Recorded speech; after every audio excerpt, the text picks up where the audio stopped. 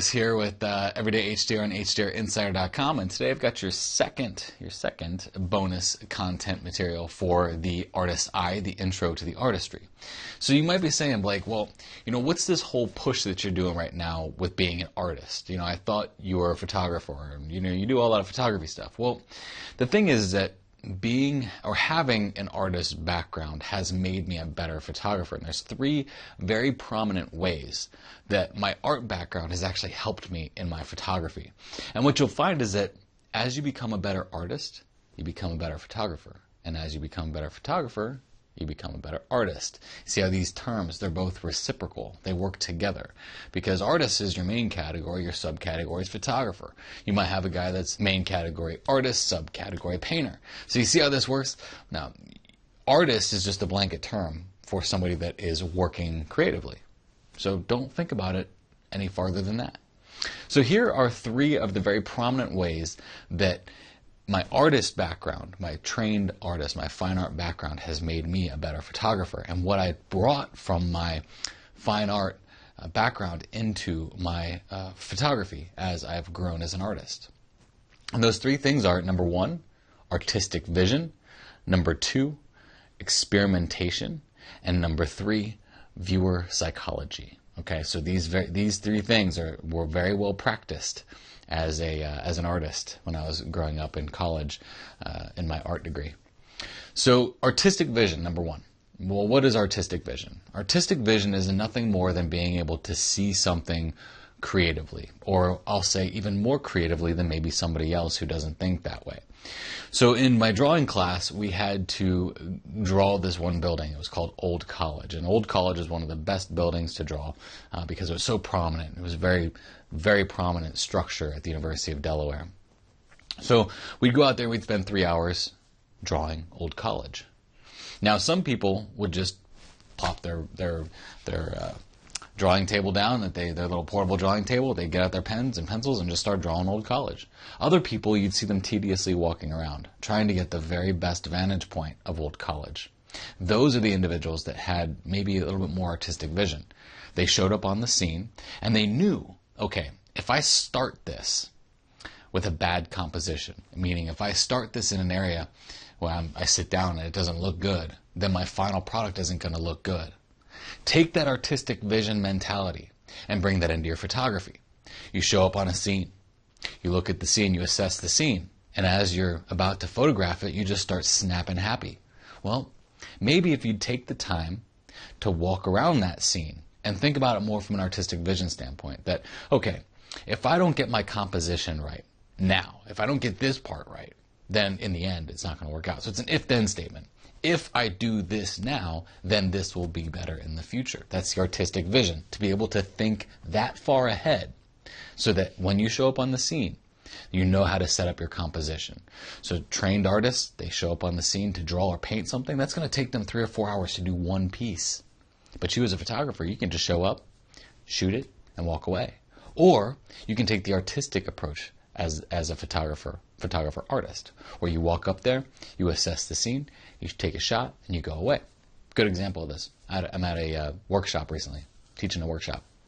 We go to Thor's Well. It was in Oregon. It's basically a hole in the ground where the ocean comes up and shoots big waves up. You got to go to the spot. But we went there. There were 7 photographers there. 6 of us all went right to Thor's Well. We're like magnets at Thor's Well, just shooting this hole in the ground, right? But another photographer, he goes off to the side. He says, well, this spot looks better to me. And he photographs over there. And by our nature, we all started to gravitate more towards that other area because we found out that Thor's Well is, yeah, it's interesting, but it's not nearly as interesting as what was happening over here. See that artistic vision? He was thinking ahead. So the second thing is experimentation. Now, when I say experimentation, I showed you experimentation in Photoshop in bonus content 1. I showed you how to experiment in Photoshop. But experimentation, this idea here is that artists experiment. Now, I want you to have a no-fear editing mentality. You're in Photoshop. You don't have to have any fear of anything you do being destructive. As an artist back in the day, I had to have a lot of fear that if what I did was going to affect the outcome of my photo, that maybe I wouldn't even have it anymore. What I mean by that is when you're in the darkroom and you're printing your prints in the darkroom, you might only have one really good shot with that. For instance, teacher gives me a piece of paper. It's got canvas pits on it. It's a photographic paper. She says, go ahead and print your image on this, and then you can paint on this with oils. And I was like, oh, that's pretty cool. So I printed one copy of it. Print one copy. That took about a day after drying and all the other stuff that you had to do to wait so that you could actually use the oils on it. Next day I come in, I start doing the oils on it, and I messed up. So that experiment, with that piece of paper, I learned from that. I learned that if I'm going to experiment with this, I'm going to have to make 3 prints of that so I can come back and, do that. You don't necessarily have to worry about that now, but that mentality that I had, that experimentation mentality, to set myself aside and set myself up so that if I had room to experiment, things would get better. So what you can do with that, with your photography, is something like this. I work 8 to 4. I work 8 to 4 in my office, Monday through Friday, and I work on websites, I work on my YouTube channel, I work on blogs, I respond to emails. That's my work time. But usually between 9 and midnight, that's my experimentation time. See, everyone goes to bed. Everyone goes to bed early in my house. So when they all go to bed, I'd say about 10% of the time I might go to bed with them. But the other 90%, I'm in my office. Because I use that 3 hours to experiment. I separate experimentation time away from my normal processing time or my normal work time. So you can do this too. This is very important. It's very critical. Take a certain technique that you don't know how to do and set aside specific time only for experimentation on that one.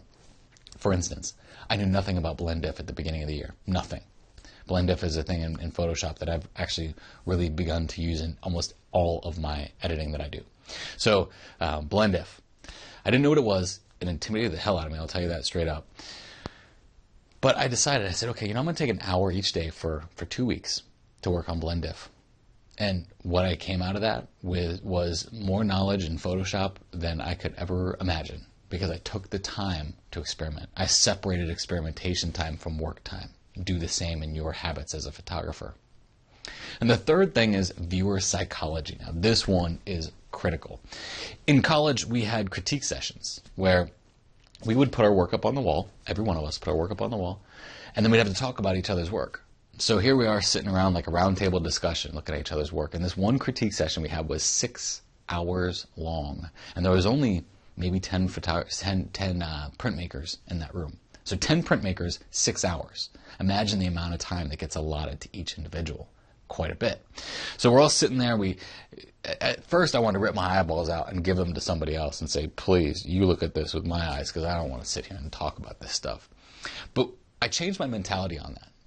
Instead of looking at it as another critique, I looked at it as, okay, well, what can I get out of this? What am I actually going to get out of this? Well, I'm going to get an insight to the viewer's psychology. I'm going to find out what these people like, what they don't like, what they think beauty is. Beauty is very subjective, and everyone thinks differently about beauty, especially culturally. We all think about beauty differently. So I was able to see what these people liked in my work, what they didn't like in my work, what I needed to fix, and what they thought beauty was. Now, when you know these types of things, you become a better photographer because you can manipulate the viewer. Not in a bad way. Don't think about manipulate as the way that you're going to get them to do something for you. Manipulate in the way that you get them to see what you want them to see, by the colors that you choose, the composition that you choose. So I routinely ask for constructive criticism. I've been through several critiques in my life, but I still ask for constructive criticism. Why? Because this guy might give me something better than this guy. Constructive criticism, the things you should be looking for, are the things like, hey Blake, I like what you've done here because it makes me feel like this. Okay, well now I know that if I want to ever reproduce that feeling with somebody else, maybe I should try doing that again. The stuff that you don't want are, I don't like this image. Great. Thanks, buddy. You gave me no help. The things that you want, never, ever, do this in your married life, do this with your children, do this with your boss. If you ever have a problem, don't go in with the problem. Go in with the solution. If you are looking at somebody's photograph, don't give them a problem. Yeah, you can lay the problem out in front of them, but give them a solution. Because the solution gives them insight into the viewer's psychology, into what you actually think about that. Then you can look at viewer psychology on the other spectrum, is that these certain colors will do these certain things to people. That's color theory. So you can start manipulating what the viewer is going to see in your image from an artistic standpoint into your photography. And as you do this, as you look at this viewer psychology, you start experimenting with what other people are telling you, and then you get that artistic vision in the very beginning to repeat this process. So you see how being a better artist makes you a better photographer, but using these principles works reciprocally also. As you understand psychology, you can experiment with your images, and then you can get more artistic vision from the very beginning, from your compositions that you choose in the very beginning, into your experimentation with your post-processing work, and then into the viewer psychology in the very end. And it all repeats itself. It's a big carousel. It just keeps going around. So keep these things in mind. Now, the Artist's Eye, the Intro to the Artistry, will be coming out very shortly. This is your second piece of bonus content. Feel free to download this and add it right to that.